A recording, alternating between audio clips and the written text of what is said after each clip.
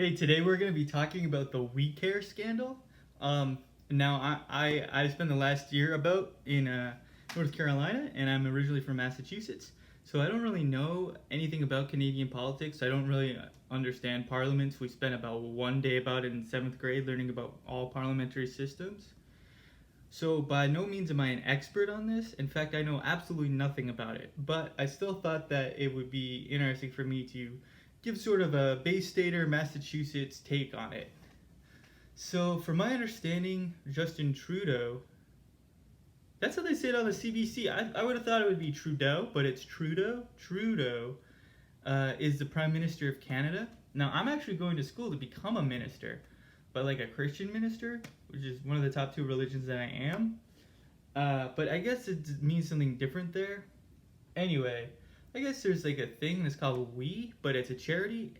It's unclear to me whether this is an acronym or some sort of abbreviation for something. But I guess what did happen is that he's like a richer person.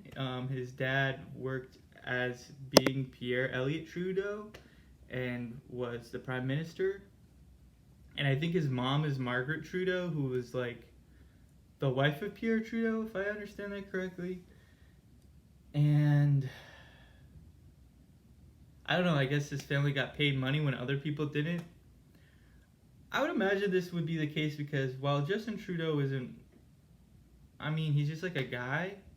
In a lot of ways, I think that he's like my ideal kind of prime minister in that he will do whatever is popular, but and is also broadly liberal. So I think that's kind of like the kind of person that would be good to be in office.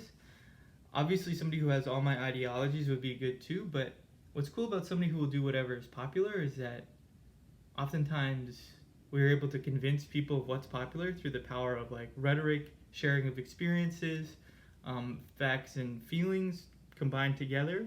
So that sort of means like he's really receptive to issues about race and First Nation stuff. And I think we sometimes will underestimate how much lip service can do in terms of stalling or buying more time for people. At the same time,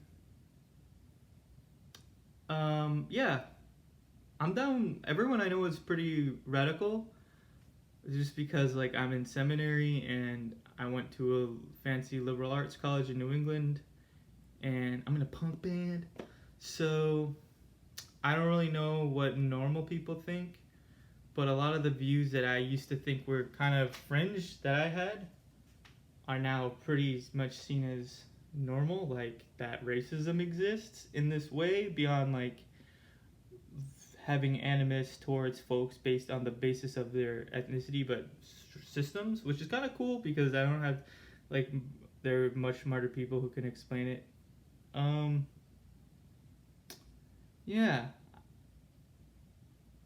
it wouldn't surprise me if Justin Trudeau just kind of does whatever he wants and does well because he's popular.